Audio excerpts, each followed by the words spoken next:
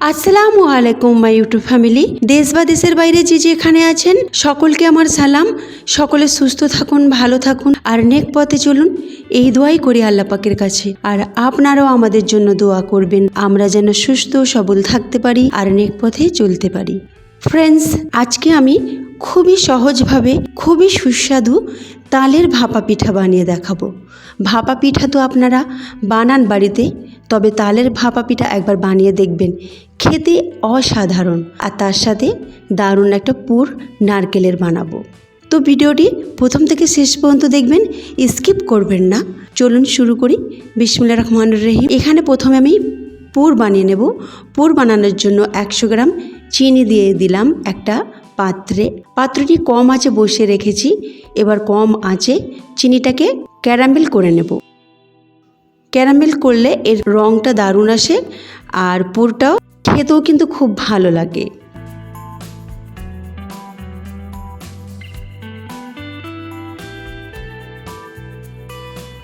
তো ক্যারামেল করার সময় গ্যাসের ফ্লেমটা একদম লো রাখবেন আর এইভাবে লো অবস্থায় এইভাবে নাড়তে থাকবেন। নাড়তে নাড়তে যখন দেখবেন একেবারে গলে গেছে আর কালার এসে গেছে, তখন জানবেন চিনি ক্যারামেলাইজড হয়ে গেছে। তখন ওই কাপের মাপ করে নারকেল কোরানো নেব, যে কাপের মাপ করে চিনি নিয়েছি। নারকেলটাকে ভালো করে মিশিয়ে নেব।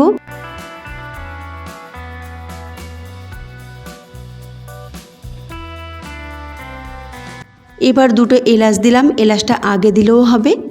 চালের গুঁড়ো 3 চামচ দেব। চালের গুঁড়ো দিলে কি হবে, পুরটা খুবই মাখা মাখা হবে আর খেতে কিন্তু খুবই দারুণ লাগে। অবশ্যই আপনারা চালের গুঁড়া দিয়ে পুর বানিয়ে দেখবেন। আর একটু পানি দেব, চাল ফুলবে আর চাল ভালো করে নারকেলের সাথে মাখা মাখা হবে, তার জন্য পানি দিতে হবে। পানি দিয়ে এটাকে কম আঁচে 5 মিনিট বসাতে হবে। 5 মিনিট বসিয়ে তারপরে ঢাকনাটা খুলে একটু নাড়াচাড়া করে দিলাম। পুর একদম রেডি হয়ে গেছে। এবার গ্যাসের ফ্লেমটা বন্ধ করে দেব আর ওই পাত্রটি ধুয়ে এবার আমি ওই পাত্রে 2 কাপ তালের পাল্প নেব। একদম টাটকা তালের পাল্প নেব। এবার এই পাল্পটিকে ভালো করে একটু ফুটিয়ে নেব কম আঁচে। নাড়াচাড়া করে এইভাবে ফোটাতে হবে যাতে তলায় ধরে না যায়, সেই জন্য নাড়াচাড়া করতে হবে।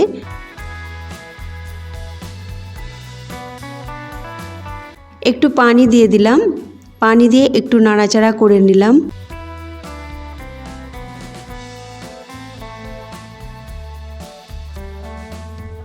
এবার এতে স্বাদ মতো লবণ আর 1 চামচ চিনি দেব। চিনিটা আপনারা একটু বেশি দিতেও পারেন। এবার ভালো করে নাড়াচাড়া করে তালের পাল্পটা যখন খুব ভালোভাবে ফুটে যাবে, টকবক করে ফুটবে, তখন ওই 2 কাপ ময়দা যেটা নিয়েছি, আমি ময়দাটাকে আগে থেকে চেলে রেখেছিলাম, ওইটা মিশিয়ে নেব হালকা হাতে। আপনারা ময়দার বদলে চালের আটাও দিতে পারেন বা চালের আটা ময়দা দুটোই সমান সমান মাপের দিতে পারেন। এবার এটাকে হালকা হাতে মিশিয়ে নিচ্ছি। মেশানো হয়ে গেলে 5 মিনিট ঢাকনা চাপা দিয়ে কম আঁচে বসিয়ে রাখবো, তাতে এটা আরও ভালোভাবে সিদ্ধ হবে।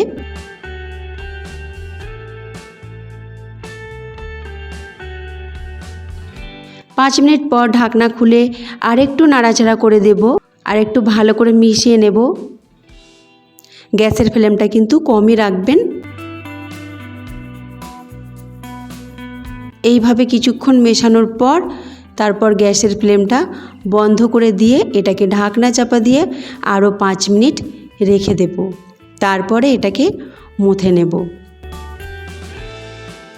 এবার এটাকে আমি একটা বোলে ট্রান্সফার করে নিয়েছি আর এটা গরম থাকতে থাকতেই কিন্তু মেখে নিতে হবে। ঠান্ডা হয়ে গেলে এটা কিন্তু ভালো করে মাখা যাবে না, তো গরম থাকতে থাকতেই মাখবেন।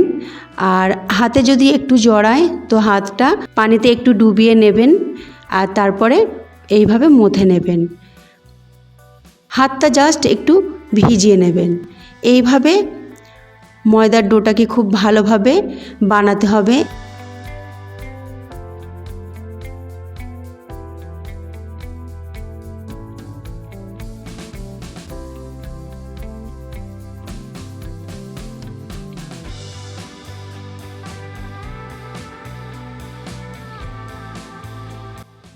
দেখুন আমার ডো একদম রেডি হয়ে গেছে। এবার এই ডো থেকে আমি ছোট ছোট লেচি কেটে নেব, যেরকম লুচির লেচি কাটে সেই রকম লেচি কেটে নেব।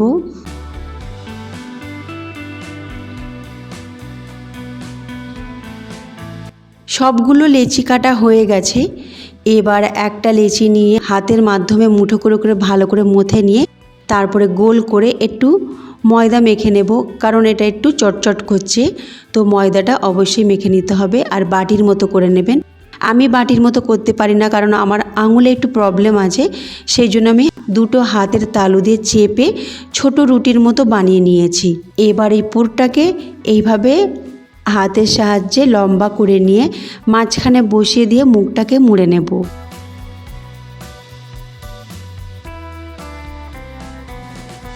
মুখটাকে মোড়ার সময় যদি মনে হয় চটচট করছে তো একটু ময়দা নেবেন।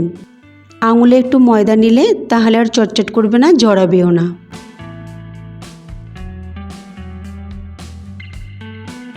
একটা আমার তৈরি করা হয়ে গেল। আপনারা আপনাদের পছন্দ মতো ডিজাইন দিতে পারেন। আমি এই রকম ডিজাইনটা দিয়েছি। আর একটা আপনাদেরকে আমি দেখাবো ডিজাইন বানিয়ে। একটা ওই রকম ছোট্ট রুটি বানিয়ে নিয়েছি, মাঝখানে পুরটা দিয়ে দিলাম, দিয়ে এবারে মুখটাকে মুড়ে নেব। এইভাবে হালকা হাতে মুখটাকে মুড়বেন।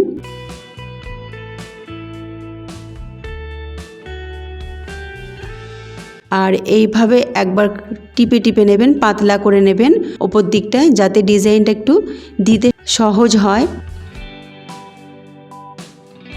আর আঙুলটায় একটু ময়দা মাখিয়ে নিলাম, যাতে ডিজাইনটা দিতে প্রবলেম না হয়, কারণ এটা চটচটে একটা ডো হয়েছে, যেহেতু এটা তালের পাল্প দিয়ে বানানো হয়েছে। তো ডিজাইনটা দেখলেন আমি কেমন করে বানিয়েছি। সবগুলো হয়ে গেছে, প্লেটে নিয়ে নিয়েছি।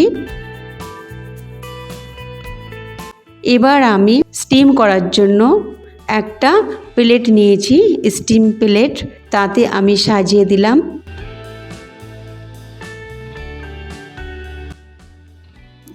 এবার একটা পাত্রে আমি পানি বসিয়েছি, পানিটা ফুটছে, ঢাকনাটা খুলে আমি ওই প্লেটটা বসিয়ে দেব। এটা আমার রাইস কুকার, আমি রাইস কুকারেই এটা বানিয়ে নিচ্ছি, খুব সহজে বানানো যাবে।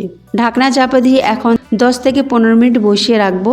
তারপরে আমি পিঠাগুলো সব নিয়ে নেব। দেখুন পিঠা আমার একদম রেডি, আর এর কালারটা খুবই সুন্দর হয়েছে। তো ফ্রেন্ডস, আজকের রেসিপি যদি ভালো লাগে অবশ্যই লাইক শেয়ার কমেন্ট করবেন, তার সাথে সাবস্ক্রাইব করে পাশে থাকবেন।